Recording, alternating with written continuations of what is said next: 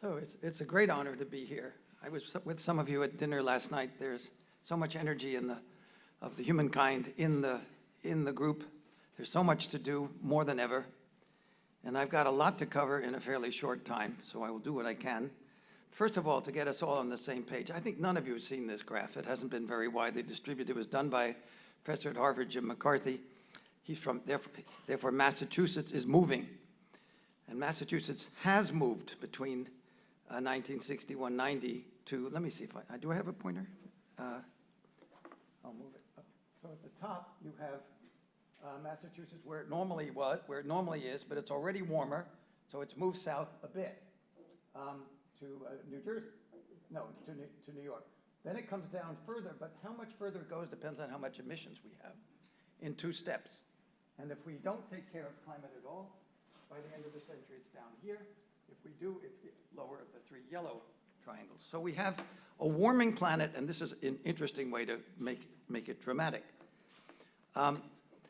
We have a new result in that April is always the highest concentration of carbon dioxide as measured on the slopes of Hawaii, Mauna Loa on Hawaii, 11,000 feet, very clear air. It crossed 410 last month as a monthly average. It'll average for the year maybe 406 or 407 because it comes down now as the forests grow all through the planet, northern hemisphere. But it's gone up and it's gone up, and there's no sign of it's doing anything else because we're emitting fossil fuels. We know that extra carbon dioxide is from fossil fuels. So the planet is getting warmer and carbon dioxide is going up. Most of you pause at that point. We've all been taught that a correlation does not imply causation. So I think everybody's on the same page this far. And I think the next step is that it's a parsimonious explanation with a lot of detail behind it, that there is a causal relationship. That the warming is because the molecule carbon dioxide reflects infrared back down on the planet. It doesn't cool off as easily when there's a bigger blanket on. There's lots of reasons why that should be the reason why the planet is getting warmer. There are probably other reasons. We're still emerging from an ice age, but this is the dominant reason, and it's not just carbon dioxide, it's other gases.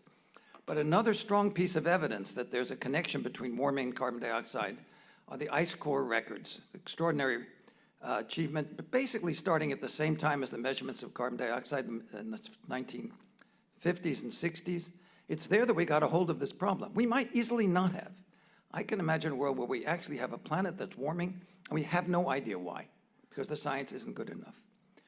So the idea that, so this is two curves on top of each other. It's hard to see them apart. One is the temperature in Antarctica inferred from isotopes in the air trapped in bubbles that represent the past air, and the other is the carbon dioxide concentration measured directly. Nobody expected these results when they started drilling. These are such powerful, this is, if you like, it's close to a smoking gun, that there's an association in one way or another, strong feedbacks between temperature and carbon dioxide that make this true.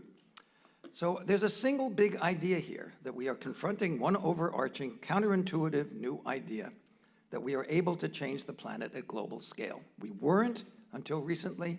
We can now. We don't want that news at all. We wish we lived on a larger planet. So it's not surprising that there's so much rejection of bad news, the kind of bad news that Galileo brought when he said we aren't the center of the universe, that Darwin brought when he said we weren't any different from we were emerging from other animals, in a continuum. And so we have this rejection, which is normal. I don't understand why we can't agree on this much and then move forward. We really have no business creating all this political overlay of what is extremely straightforward, extremely unwelcome, but we got to tough it out and move on. So one way to think about this, so that's my political agenda. I don't think we have any business disagreeing with each other. I truly don't. I think we have to sit down in the same room and say, what is it we're actually talking about when we say we don't or do believe in climate change? So a global picture.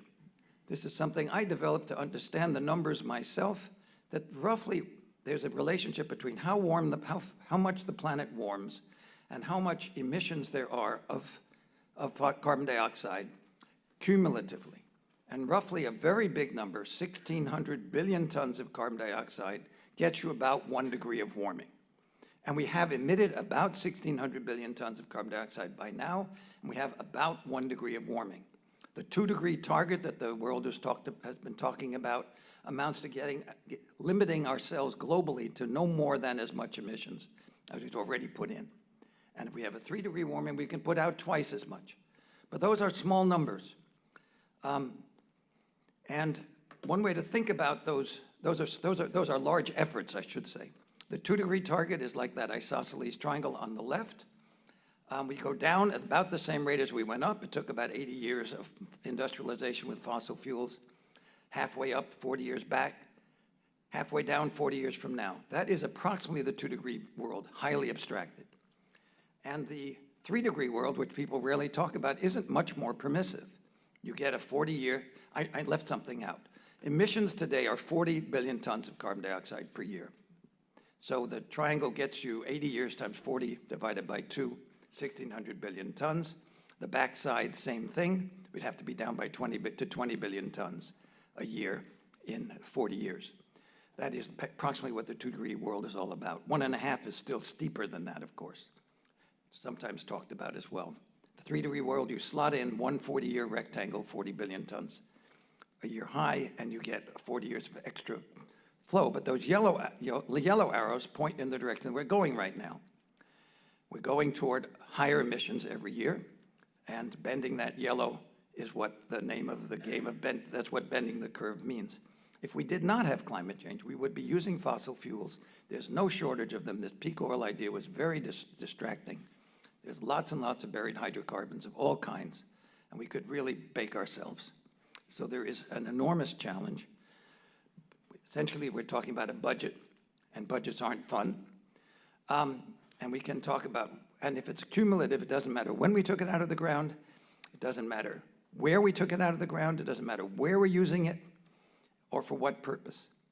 All of those become choices, global choices, fraught choices, hard to do choices. Most of us are not in the business of making these kinds of compromises and bargains, but you guys are. And so we rely on you to figure out how to create processes. And the Paris Agreement is an example of that, a brilliant invention that none of us with my kind of background ever would have dreamed up. And then the last one of them is, it really is, there's a piece of science here. Every time you take a carbon atom out of the ground, you're taking hydrogen with it, just how it happens to work. You don't get black carbon in the ground. You get hydrocarbons. The hydrogen burns to water and gives you energy. The carbon burns to carbon dioxide and gives you energy. The more you can get energy from the water, the better. So when the carbon comes out with a lot of hydrogen, it's better than when it comes out with a little hydrogen. And the ratios underground vary with the kind of fuel. And natural gas has the most hydrogen connected to the carbon, and coal the least. That is why the coal-gas competition is so engaged with any kind of carbon policy you could dream up. Any carbon policy injures coal relative to natural gas, and both industries know it, and you know it too. And if we're going to have hydrocarbons, natural gas, cleanly developed with no leaks, which can be done, is the preferred fossil fuel from the point of view of budgets. So I wrote a paper with Steve Socolow that some of you know, but most of you don't, but it was in 2004, and we were looking across the options for low-carbon futures. And the paper was extremely popular because we did not pick winners. We were agnostic about what would be the leading, which of the various promising options would actually play out. And it's 14 years ago. So have in mind that each of those horses is a low-carbon strategy. Energy efficiency, biomass, nuclear power, whatnot. 14 years later, and I developed this slide just a couple of months ago, what does it look like? Well, the horses are spread out. And name for me, please, now, the horses you think are in front. Anybody? Wind. Wind is in front. Anybody else? Solar's in front. I happen to agree with you. And so we have this race that has shown to many people's surprise, including mine, how much the costs of solar and wind have come down. In the back, something we were intrigued with in 2004. Is there a comment? 2004 was hydrogen fuel. This is all personal. People do disagree with every one of the judgments I'm about to tell you. But we had a very negative view of batteries in 2004. The Prius had not yet arrived. We knew we needed a fuel that didn't have a carbon in it for transportation, and there was a lot of it. And President Bush said that the child born at that time would drive a hydrogen car. And there's a lot of upbeat views of the hydrogen economy, which I think are out of date now because the battery has turned out to work as a transportation option, and so you have the zero carbon fuel in the form of electrons. Carbon capture and storage and nuclear power have fallen way short of where we expected them to be. And this is not the end of the race, and in both cases, one can really misunderstand this picture if one thinks the race is over. Gas for coal, which really elected our president, has done extraordinarily well with the fracking discoveries pushing coal out of the Ohio Valley power plants and elsewhere. And efficient coal plants, which are something that I just read the Japanese are building coal plants now, but saying they're the most efficient ones at all. They are better than what they would have built. End-use efficiency, which I'm going to say more about. Biological options like reforestation and less deforestation, and storage, which I call a dark horse. I owe these pictures to Greta Schum. I know she's in the room, but she put these together for me, and we agreed that this was a dark horse. We hadn't had it on our list. It's essential for the fossil energy, for the renewable energy future. So solar and wind are out in front, and the plummeting costs are the most exciting development of the past decade. It was not market. It was market mechanisms in the form of policies, but it was not a carbon price that brought this incredible payout for a bet. And the swap of the current fossil energy system, that's a big word, even though 4 letters long, for an energy system dominated by solar and wind no longer seems fanciful.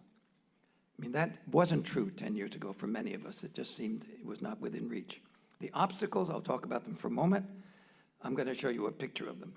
So this is California. This is a summer day in 2016. Most rarely do you see data exactly like this, but the dark orange is utility solar, and the yellow is distributed solar, both residential and commercial scale. And there are 2 problems on this graph that are being increasingly recognized. They're more for solar than for wind, but you get a noon depression of the need for non-renewable energy. And the deepness at noon, where that double arrow is, gets deeper and deeper as you deploy, and you have to shut down stuff. And this is where you guys come in, you move load into the noon period by incentives that you guys figure out and write in that makes, first of all, spot market pricing, so that there is a business to go to a home or a store and put in the gadgets that will turn the stuff on at noon just when you want the load, turn them off at other times. There's a whole huge investment opportunity that's going to make this, that's the smart world. And then in the evening, you have to put on power at an extraordinary rate. They're both difficult. As for wind, this is a map that should be on your walls. Really big, pretty, American, and the purple is the strongest winds in the country.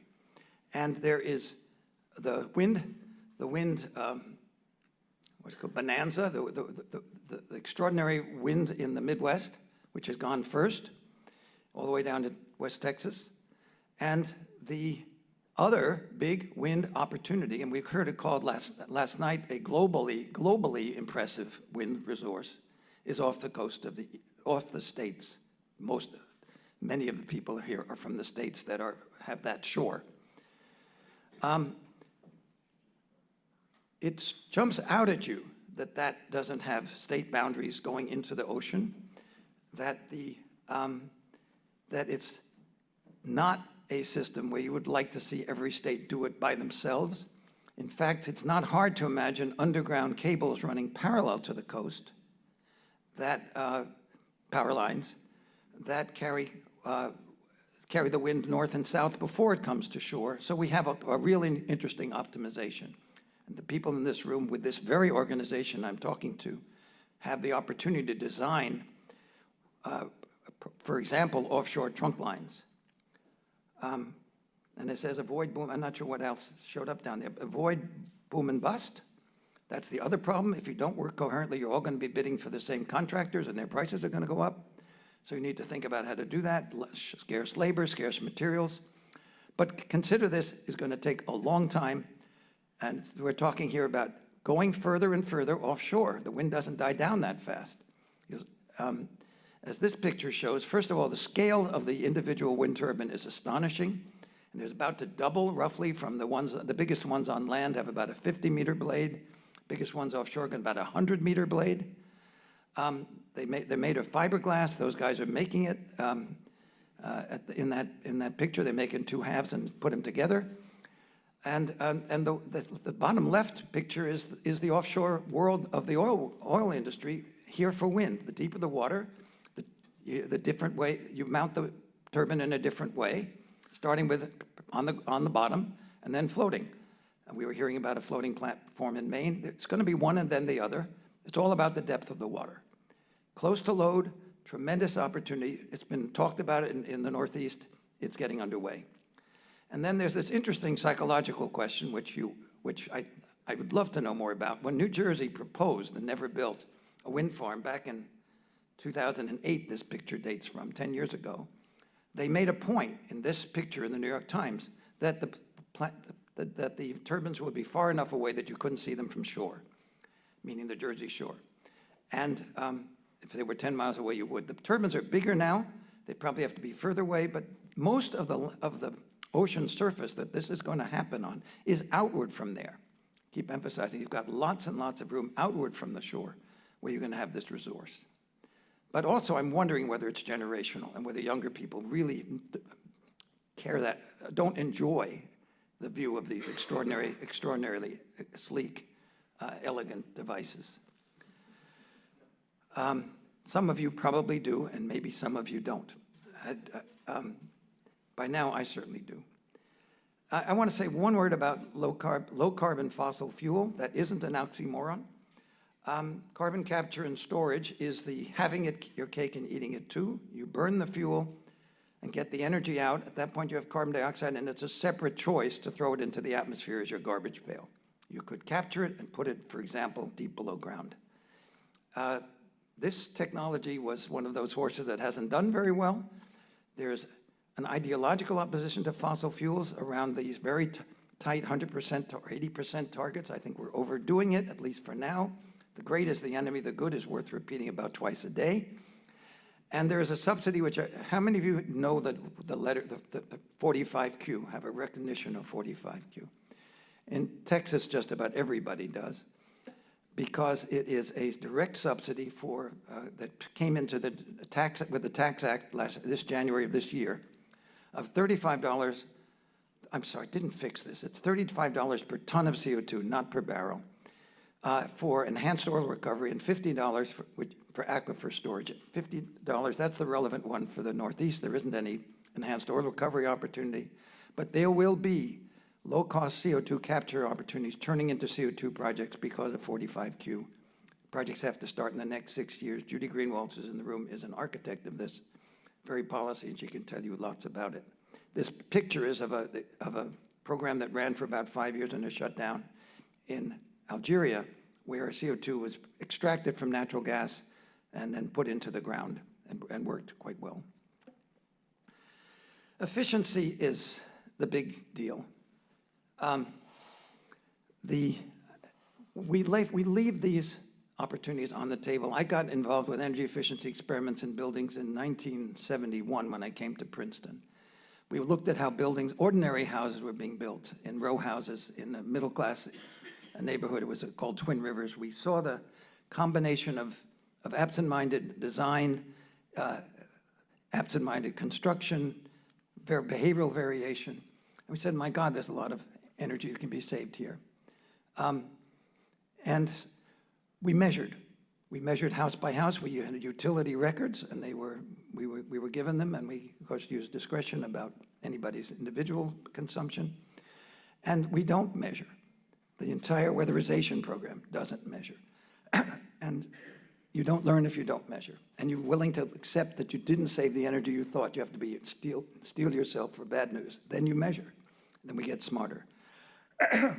Lots of stuff, lots of talk about equity through this entire subject. There's something called lifeline rates, where the first block of consumption of electricity or gas is at a very low cost, and then you get higher. That takes care of that issue. I don't know, it used to be a popular phrase. It seems to have vanished. Spot markets, as I mentioned, where prices really do differ between noon and 6 p.m., generate entire industries. I saw the phrase in the material that was prepared to me by Rona Cohen about deep retrofits of public housing. That makes lots of sense. They weren't built well in the first place. Retrofit is part of this story, much more than new building in the Northeast. The appliances, the single best policy from an energy efficiency point of view that has emerged in the last 30 years were appliance efficiency standards, where the industry and the government got together and said, refrigerators going to be tighter, everybody's going to do it. So there's nobody who can slip in with a lower cost product that doesn't work very well. And they ratchet it up, but they can be, much more of that can be done. And the states come in and things like cash for clunkers. Give us your refrigerator still plugged in, nothing in it, running because you forgot to unplug it. Get some of that stuff out of the industry. There's so many ideas in efficiency that used to be around. And this one may be unpopular, but there's a phrase out there, net zero buildings. It's an architect's game. It just isn't going to make a big difference. Don't be yes, it's fine, and have some ribbon cutting, but don't make that the corner of what you're cornerstone of what you're doing. It's in the all sectors: transport, public transport. The LED bulb is probably one of the 2 or 3 most important. Maybe right after the wind and solar, you'd put the LED bulb as a breakthrough that is climate friendly. Industry, that's actually a efficient motor, small motor, the substitution of transport of information technology for transport, and that guy in his bathrobe, and cogeneration, which is another very important option that many of these ideas were out in the 70s and have disappeared, and we need to bring them back. A number that you probably will surprise you is that 70% of the electrons or the electricity that leaves the power plants of this country ends up in a building, residential or commercial. About 30% ends up in a factory. So when you're achieving efficiency in a building, you are producing the opportunity not to build a power plant or not to replace a power plant. And we aren't taking this anywhere near seriously enough. It is the kind of thing that is state-led, or in this case, region-led. Utilities can put certain things in their rate bases. You can encourage private competition with the utilities, and so forth. This problem is particularly acute in the developing world where they're building new stuff. It's more about retrofit here, but we have to do it. Infrastructure. I find it, when I read the word infrastructure, and we all do pretty much every day in the papers, I'm wondering what is in people's heads when they use the word. I fear that it's only highways, bridges, and tunnels. And the energy infrastructure is absolutely critical to this story. And are you, with your interest in the climate story, advocating clearly that the concept has these energy infrastructure investments deeply embedded? I actually don't know when people, what you think, if it ever rolls out of Congress, what it would look like in terms of electricity grids, smart grids, resilient grids, the charging stations, which I think are more the state level than the federal level, but we've got to get more of that clear. But that's a big deal. Right now, China is building its head off with charging stations. They build the infrastructure, and then they see if the demand follows. We don't do it that way, but we're going to be sorry if we don't. And the natural gas, there's an awful lot of blocking of pipelines. I think many of you know that isn't smart. You wouldn't do it as much if you were thinking regionally. And then methane itself is the second most important greenhouse gas. And I don't know if any of you are crossing this particular subject in your readings, but there are major investments now by the oil and gas world to reduce methane emissions at the upstream end, at the production. And there's clear evidence that there's an awful lot of gas leakage from the time it gets to the substation and into people's homes, and we don't really know where it's coming from. There's a whole investigatory program followed by implementation in the natural gas leakage story. Again, an opportunity, legislation to study this stuff. It's particularly in the old cities that the gas pipelines are gas infrastructure is 100 years old, that the leaks are probably there. They can be found. It's easy to measure them. We have Princeton technology, in fact, on this very topic, because methane is easy to see in the atmosphere. Just to tickle you a little bit, I'm going to show 2 pictures of infrastructure. This is sometimes a Rorschach test. I ask my students, what do you see in this picture? Well, one thing you see is political coordination. An amazing highway system was built. Could we possibly start today and build that with the way we work? And it's obviously it's transformed our country, and most of us would say for the better. And then we have our power plant infrastructure, also built approximately in the same 50 years. The red is coal, the yellow is nuclear. The coal, kind of like a go game, excludes the yellow from the Appalachian area. You have the hydro up in the Northwest and so forth. That was an extraordinary achievement. Our power plants are old. And this is a histogram where they go back, the peak is in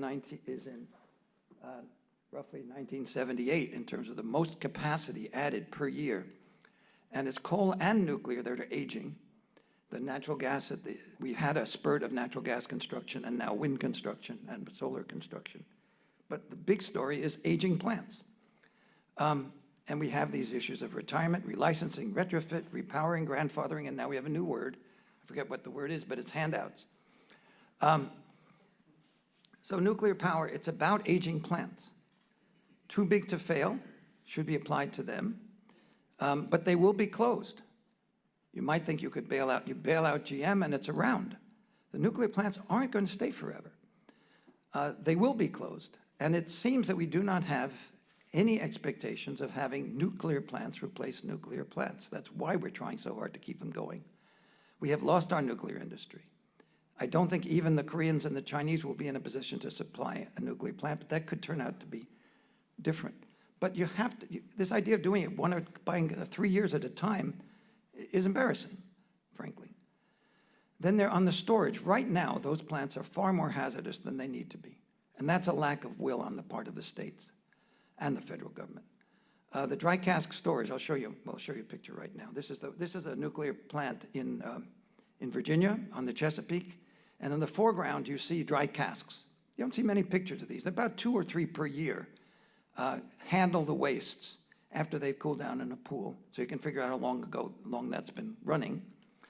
And in our 3 nuclear plants in New Jersey by the Delaware Bay, there is dry cask storage, but they're using it in a parsimonious way. They have far too much radiation in the swimming pools. I have a colleague, Frank von Hippel, who briefed me about this. He tried to get the state legislature to put more into the current legislation about this issue. It's actually outrageous, because if there is a leak, the dry casks are not protected the way the swimming pools where the waste goes first are not protected the way they are, where the power plant itself is. They're not inside a dome. You could have major leaks. And one leak in one plant shuts them all down. That's the way politics will work, I suspect. Carbon prices. I'm almost done. It's interesting to me that rarely do you hear a number in a discussion of carbon price. You talk about the structure of the agreement, what's going to get covered, what the money's going to get used for. It really matters whether it's $10 or $100 a ton. $10 a ton, which is sort of in the Reggie range, you don't get a lot to happen. You really don't get a lot to happen. You don't get the major investments that are the point. The point is to drive action. So resist tokenism. Ask about that. $100 a ton is very high, but it's really what's required if you're going to use this mechanism as opposed to more direct, targeted incentives. To get the kinds of things to happen that are resulting from targeted incentives, you need a high carbon price. So $100 a ton is $40 a barrel. You get that kind of a swing. We're getting it right now, but at $5 a million BTU, the cost is now 2, it would be 7, it's been 7. And huge price on coal, $200 a ton. Downstream, where there's all these, if it's a straight pass-through, as some things are, with no overheads attached, it's less than $1 a gallon. It is 8 cents, I shouldn't say only, it is 8 cents a kilowatt hour for coal plant and 4 cents for a natural gas plant. So we need to know these numbers. Obviously, figure out 50, you divide everything by 2. The message that comes through loud and clear from reading the documents that Rona prepared me, I found myself suddenly, I'm Alexander Hamilton. I'm reading the rules in the government around 1780, just before the countries start getting their act together. Hamilton is one of the people driving toward a federal rule. Here, we're talking about driving toward at least regional solutions. Share best practices. I've come up with a metaphor for the Paris Agreement, where the nations of the world regularly come together and tell each other what they've accomplished and what they're going to do. That it's a potluck dinner. That's the amazing invention. When you go to a potluck dinner, you don't bring a hamburger from McDonald's. You bring something you're a little bit proud of. And you look around at the other things, and people did something you realize you could do that you never thought of. That's the invention the diplomats came up with. Its equivalent is what can happen from you guys through institutions like the one that's hosted this meeting. And it should. And then, of course, we've got some place to save for what people call fragile values. In New Hampshire, they want to have a lot of solar, which will take field after field and mountainside after mountainside and turn it into solar collectors. It really worries me. I understand people you guys have an ag subcommittee as well as this one. We have to be careful about things we really care about. So I've collected a few of my recommendations. Efficiency, efficiency, efficiency. Spot markets. An electric grid that gets into a major share of the investment in infrastructure. Watch out for boom and bust in oil and expect it to be big. You're just starting. This is not something that's going to stop with a few gigawatts. Plan ahead for the closing of nuclear plants and require more care with the wastes, and think regionally. So a quick advertisement. I've written or led different groups to write what we call distillates for the Andlinger Center. One on grid-scale storage, one on small modular reactors, one on nuclear fusion, one on solar power. We're finishing one on wind right now. They're on the web of the Andlinger Center. The executive summaries are outside. I'd love to have them used more. I'd love to find out that some of you can actually enjoy them. They're written for an audience like you, like your staff. Somebody comes in, they're bright, there's not an equation in them, but there's lots of technical argument in the sort that, in a way that you can appreciate. This goes up if that goes down. Things like that you get when you read it if we've done it well. So I hope that they can have greater impact. I'm done. I'm looking forward to your questions.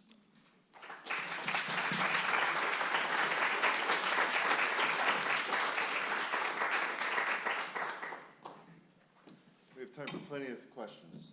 And there's a microphone going around. I think we just have one microphone. So if you get there's 2 microphones, one on each side of the room. Andrew, you're going to answer some of the questions. Well, I'll do my best. Hi, my name is Jonathan. I'm from the Princeton Student Climate Initiative. Thank you. First of all, thank you for that talk. If the slides are posted online, we'd really appreciate it. They will be. Okay, great. I just had a question about natural gas.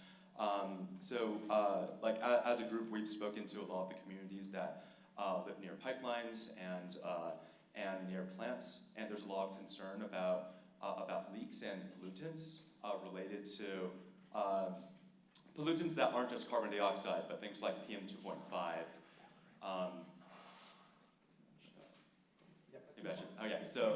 There's concern about pollutants like PM 2.5, things that cause asthma and lung cancer, and that's really behind a lot of the opposition to natural gas.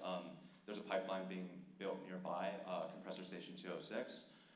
And so I was just wondering, are there ways, you're very pro natural gas, and if so, if you see ways that there are ways to use gas and develop it in a way that doesn't harm respiratory health.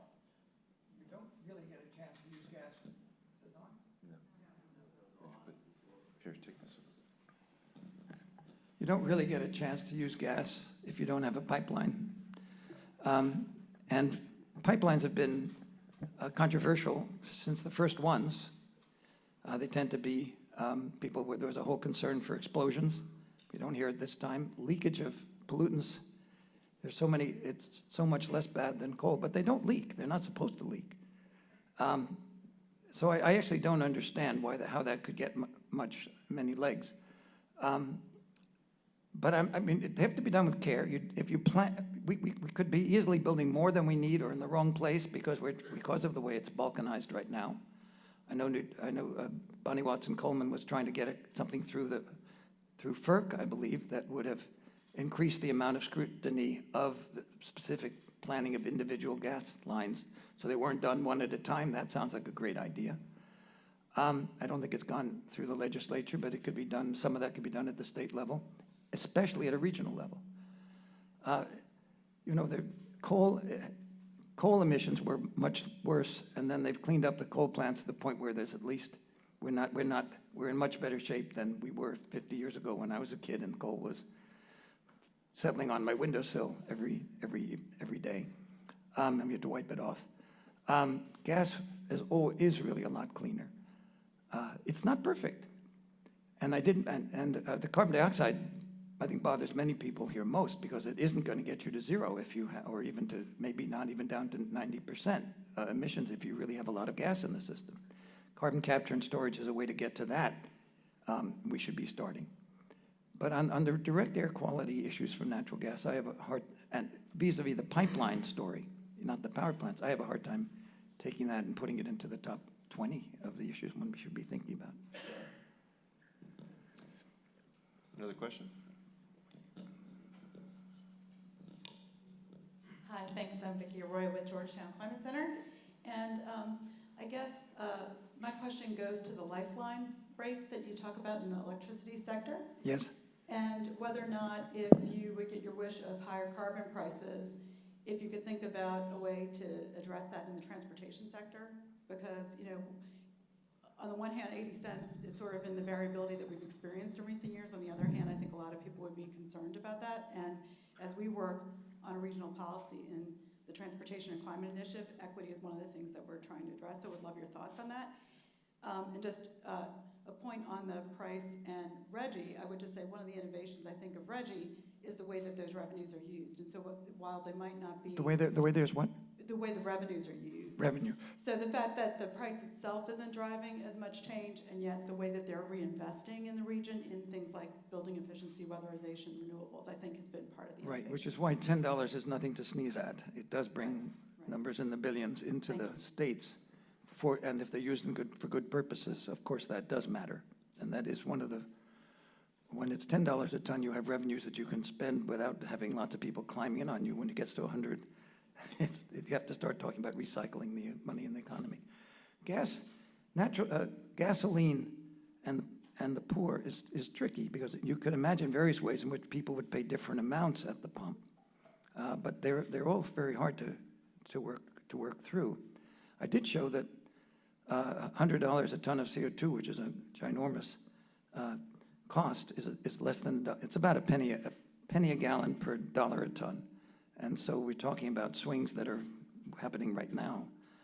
And better mass transit and other issues of this sort may come to mind, and even plowing that RGGI money into mass transit. There's a question over. Okay. Yep. Perfect. Hi, thank you so much, Professor Socolow and Zimmerman-Zwicker. So you spoke about how there's a project at Princeton working on methane leakage from pipelines and understanding, trying to measure that better and that kind of investigative work.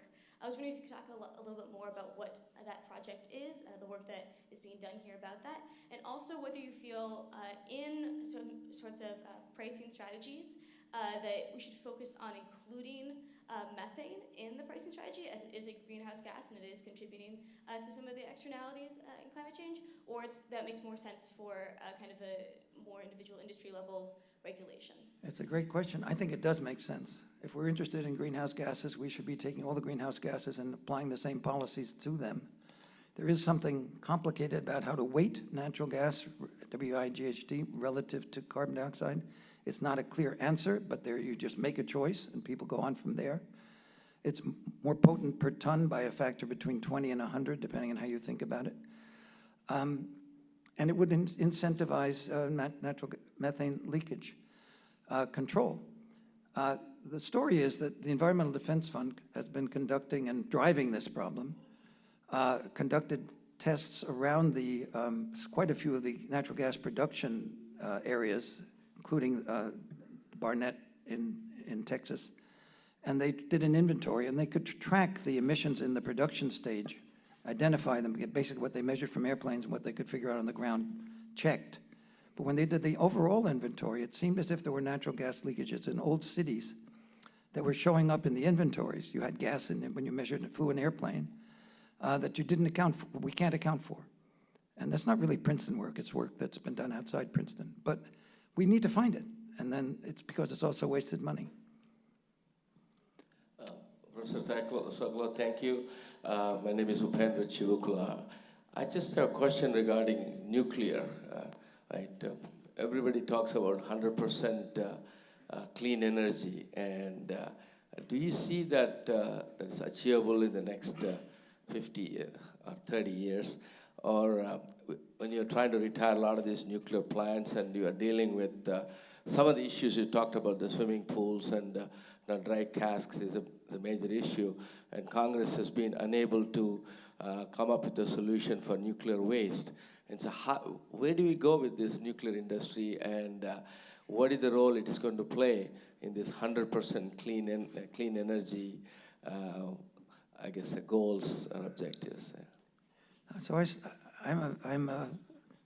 studied nuclear science when I was a grad student and young faculty member, and it's been a huge disappointment to see what looked, the gleam in the eye that was in all of the physicists' heads, that this was going to transform the world, that we would have this unlimited, we didn't think low carbon so much, but just no air pollution emissions and so forth, that we had an answer. And the industry has done so poorly communicating to the public.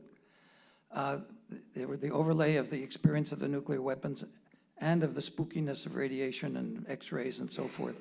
There's a book called Nuclear Fear by Spencer Weir, which says that by 1900, there was a spookiness and a fear of nuclear things, which has turned out to be a very important part of the story. We've had very, very strict standards that have cost a lot of money to match.